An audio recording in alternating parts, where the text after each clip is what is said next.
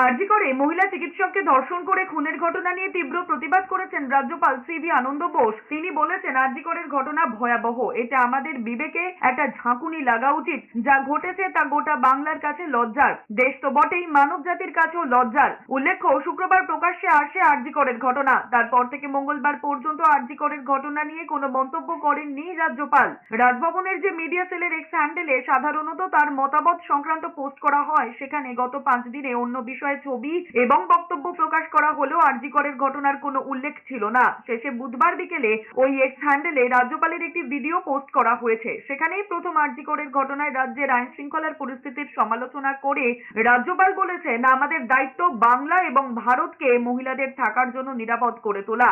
এটা বড় দায়িত্ব। যদি এখন আমরা সুযোগ হারাই, তবে ভবিষ্যতে আর নাও পেতে পারি। কোন সুযোগের কথা বলছেন তা রাজ্যপাল অবশ্য ওই ভিডিও বার্তায় স্পষ্ট করেননি। তবে রাজ্যপাল সিভি আনন্দ বোস বলেছেন, আমাদের ঐক্যবদ্ধ হতে হবে, একজোট হয়ে কাজ করতে হবে, তাহলেই সাফল্য আসবে। কারণ বিবেকানন্দ বলে গিয়েছেন, জাগো, ওঠো, লক্ষ্যে না পৌঁছানো পর্যন্ত থেমো না। এই স্থির সংকল্পেই থাকতে হবে আমাদের। নিশ্চিত করতে হবে আমাদের মেয়েরা যাতে সুরক্ষিত থাকে। There should be concerted action by everybody against these atrocities. This has to end.